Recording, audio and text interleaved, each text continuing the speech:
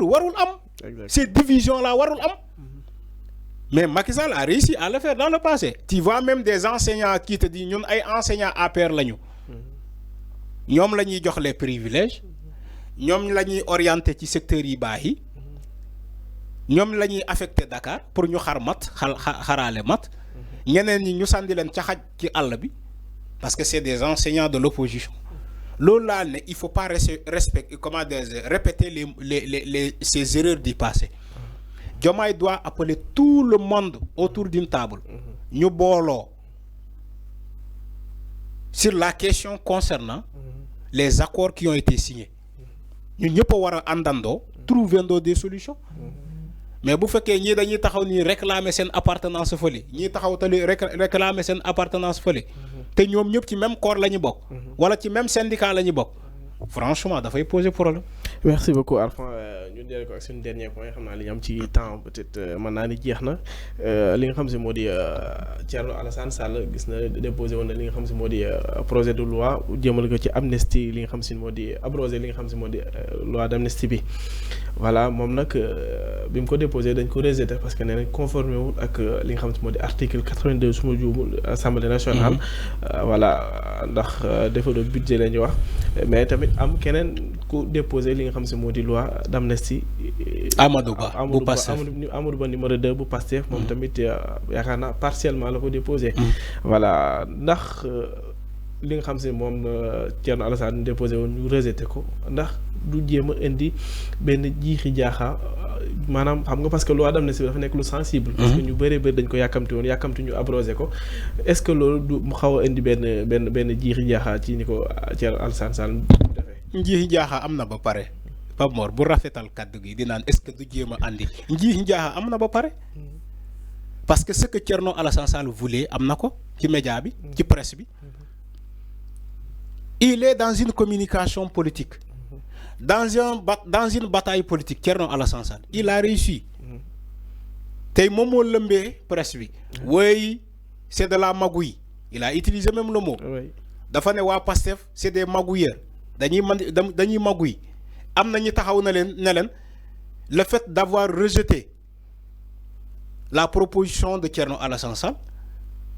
Donc, est-ce que vous n'êtes pas en train de confirmer ni que li ñu doon wax ci yéen le protocole de Cap Manuel c'est vrai xam nga loolu njiix njaaxa déjà am na ba pare te ñoom ñoo ko may Thierno Alassane Sall il faut le dire c'est ça la vérité les députés de Pastef xam nga ñuy tuddee Pastef parce que man jàpp ma ni que am na ay députés Pastef am na ay députés Benno Bokk Yaakaar dama ne tous les députés sont élus par le peuple donc il reste des députés du peuple député peuple la même bu fekkee benn formation wala benn bannière nga demee élection yi mais dañu wax député bannière boobu dañuy ne député du peuple vous êtes tous des élus nationaux c'est la représentation nationale alors ñoom waruñu woon xaar ba Thierno Alassane Sall def une proposition de loi d'abrogation de la loi d'amnistie pour ñëw ne non léegi dañuy rejeter dugal bu kii même bu fekkee loi moo wax ñoom dañuy jël ay exigences budgétaires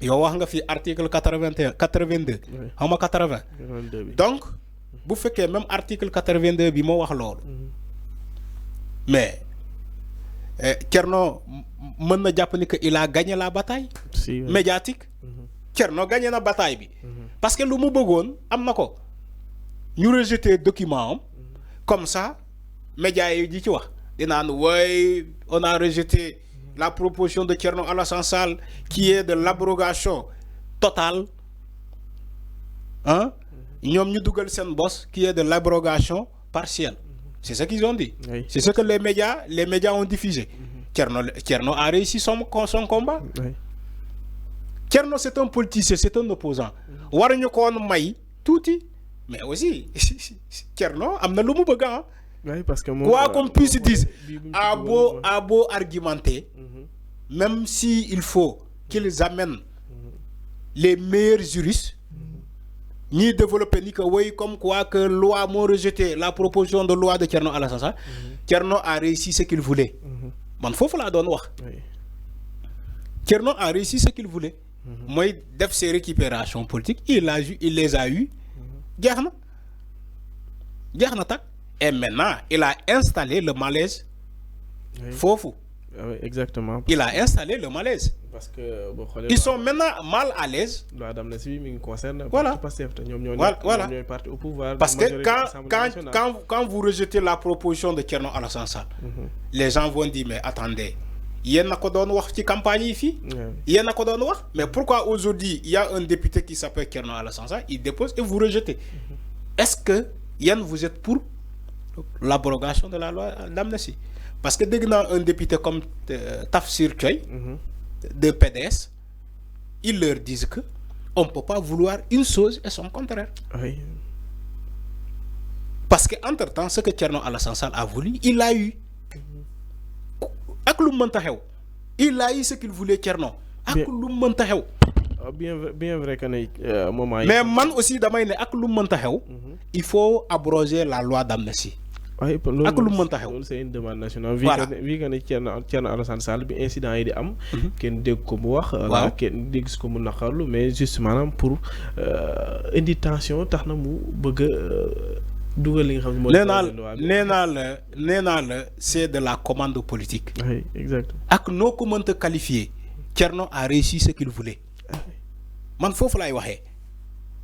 Parce que moom lii moo ak loo leen mënta layal amener les meilleurs juristes.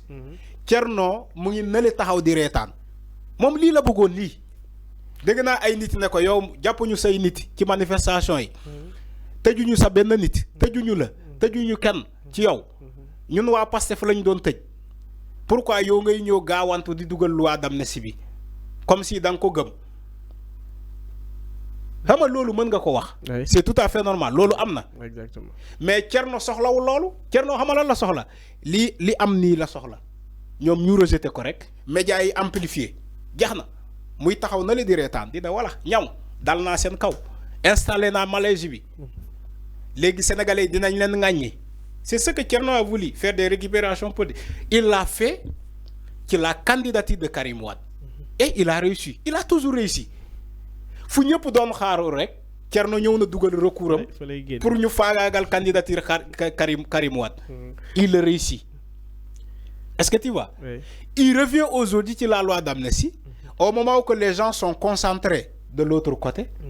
Moom mu ñëw rek ne sarax la proposition de loi pour gars yi dawaat ne na ba pare dem organiser point de presse Thierno il le fait comme Bougane et il a réussi. Mais am na ñu bëri ñu jàpp am na ñu bëri ñoo xam sax boo dee xool maanaam peut-être ci réseau bii nii bu du doon ak li nga xam si moom la première kii bi def vice-président assemblée nationale def. maanaam pour wax ne bu Amadou Ba partielle bi moom lañu rejeté ñu bëri xamuñu woon ne gën a Amadou Ba numéro 2 Pastef dugaloon na li voilà li nga xam ne loi projet de loi pour amnistie abroger loi d'amnistie bi ñu bëri xamuñu woon ni que Amadou Ba Pastef defoon na proposition de loi. Mais quand même abrogation partielle mais le fait que ñu rejeté bu Thierno Alassane Sall moo feeñal bu Amadou Ba mais pourquoi ñoom ils n'ont pas communiqué ci boss Amadou Ba. Exactement. S'ils avaient communiqué dès le départ ni que Amadou Ba numéro 2 bu Pastef avait fait une proposition de loi abrogeant la loi de l'amnistie.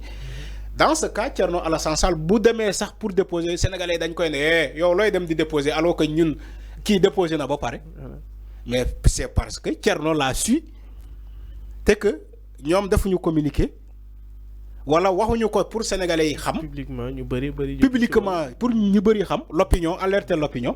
moo tax Thierno Alassane Sall defar bosam te bu mu koy yóbbu dafa njëkk a annoncer publiquement. Exactement.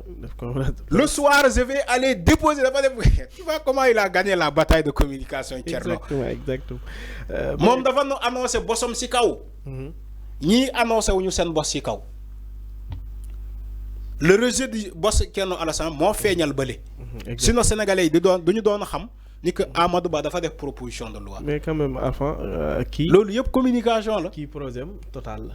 Oui. Partiel. Oui. C'est-à-dire que kon partiel bi dana exclure li nga xam se moo di crime de sang yi. Oui. maanaam juste pour ndàmpaay ak loolu noonu mais loolu tamit est-ce que du jur problème en fait parce que bu doon tout bi au moins mën nañ comprendre mais bu nee partiel rek ça veut dire que kon am na fu mu yem am na yoo xam se du ci bokk am na loo xam moom lañ ciy boole. ama Pape Mor chaque jour ma wax ko juristes yi ñoo ñu sonal juristes yi ñooy définir ces termes là abrogation partielle abrogation totale am na ñu lay naa sax xawma am na beneen bu ñuy utiliser ci toujours dans le cadre de la loi d'amnistie rapporter la loi d'amnistie tout ça c'est un langage juridique te ñoom juristes yi ñoo koy utiliser bu ñu la waxulee abrogation totale de la loi d'amnistie dañ lay ne mën nañu ko abroger mais partiellement mooy maanaam du ñu laal ay yeneen pàcc am na ñu lay naan mën nañu laal pàcc mais côté policiers yi alkaati yi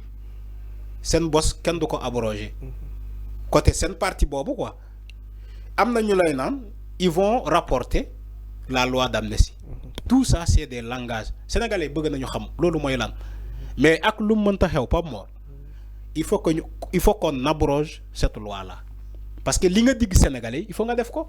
oui abroger li nga xam ne mooy loi parce que sénégalais yi ñoo doon sàkku pour ñu abroger la loi d'amnistie parce que ñoom ànduñu ci tey ànduñu ci suba te beaucoup de sénégalais bokk nañ ñi li tax ñi voté pour Pastef exactement parce que dañoo bëgg ñii bu ñu ñëwee ba ñu am majorité à l'Assemblée nationale qu'ils portent le combat de l'abrogation de la loi d'amnistie. Donc il faut satisfaire la commande du peuple. Tout à fait normal. Il faut satisfaire la commande du peuple. Foofu lay waxee. Situer li nga xam si moo di les responsabilités avant. Voilà c'est ça. xam exactement kan ak kan moo. ñoom foofu moom. dañoo voilà c'est ça. parce que yaakaar naa loolu moo am munoo baale ba pare te xamoo kan moo. tooñ exactement kan lañ tooñ. exactement il faut ñu baale ba pare. enfin li ñu mën. c'est des erreurs à éviter. Voilà, c'est des erreurs. li leen dal ci Thierno Alassane Sall bii nii. il faut que dans l'avenir ñu def tout ba mu bañ leen dal. parce que bu fekkee waxoo nga ko ci bi nga nekkee opposant boo ñëwee da nga war a en premier porter le combat balaa beneen député di ñëw di jéem a def ay récupération politique c'est ça. exactement moo tax ma ne la aujourd'hui Thierno a gagné. il a gagné la communication moom dara moom soxlawul dara de. Thierno soxlawul dara. c'est un renard qui est là rek mu gis espace rek mu ne sarax comme il l'a fait avec la candidature de Karim Wade. Il a toujours été comme ça. Il est seul dans son parti comme député. Il est non inscrit. soxlawul dara Assemblée nationale xam nga lan la soxla. contrecarrer le régime. bu ñu bàyyee espace rek moom mu exploiter l'espace. C'est comme dans un match de football. équipe bu gën a fort. bu dominer équipe bu mu dominer moom day xool espace yi. bu bàyyee espace rek ñu exploiter ko def ay contre-attaque dem dugal ñëw taxaw défendre Thierno c'est ce qu'il a fait ñee ñoo ko gën a fort parce que ils sont plus de 130 et quelques députés ñu dominer leen lépp lu ñëw ci Assemblée nationale ñu jël bureau Assemblée nationale ñu jël leneen ñu jël maintenant moom Thierno Alassane Sall lan lay def comme un renard day taxaw comme un renard bu gisee benn espace mu ne comme ba léegi communiqué wuñu ci la loi d'amnistie te maa gaawantu man Thierno dugal même bu ñu ko rejeté sa garaawul l'essentiel ma wax ko ci kaw voilà ma dugal coup mu dugal coup voilà merci beaucoup Arfan Thierno daa dugal coup voilà Thierno dugal na ko lépp li nga xam ne moo di passé application mais Asfa mu nekkoon li nga xam ne moo di édition spéciale jëm li nga xam ne moo di kaw